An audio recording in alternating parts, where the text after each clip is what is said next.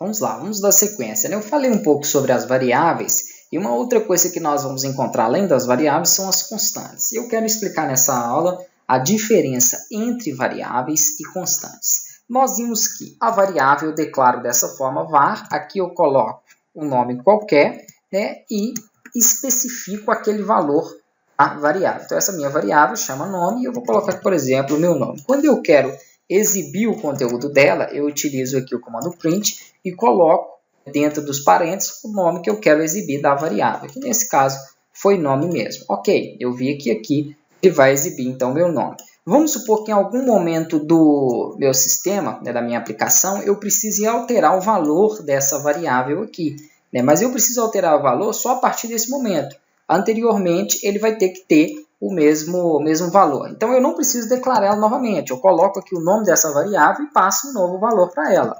E aí, se eu mando ele exibir novamente, ela passa a ter, a partir desse momento no código, aquele novo nome. Então, se eu mando executar, ele vai colocar Freitas aqui abaixo, ó, que é o novo nome dela. Não alterei a variável em si, né, no início do código. Se eu colocasse aqui em cima, ela seria sempre aquilo para todas as referências, mas eu posso mudar ela em uma parte específica do código. Como? Somente colocando o nome dela e dando igual aí, né, passando o valor para ela. Eu não preciso declarar como variável novamente. Então, a variável permite que o valor mude, varie durante o código. A constante não. Essa é a diferença. Vamos declarar uma constante. Como que eu declaro? Com as letras LET, let. E aqui eu coloco o nome dela, né? Vou chamar de constante mesmo, e vou colocar um valor. Se for um valor inteiro, se ela for receber número, não precisa de aspas.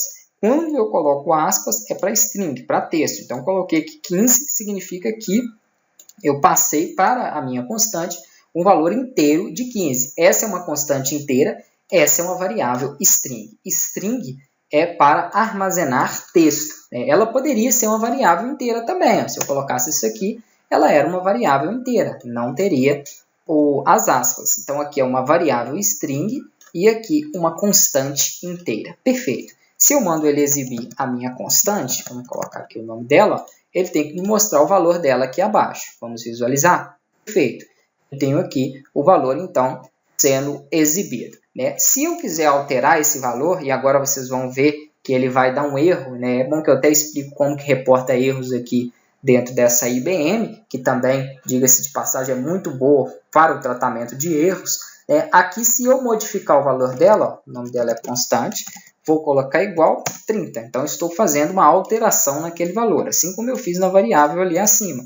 E quero que ele exiba novamente ela para mim.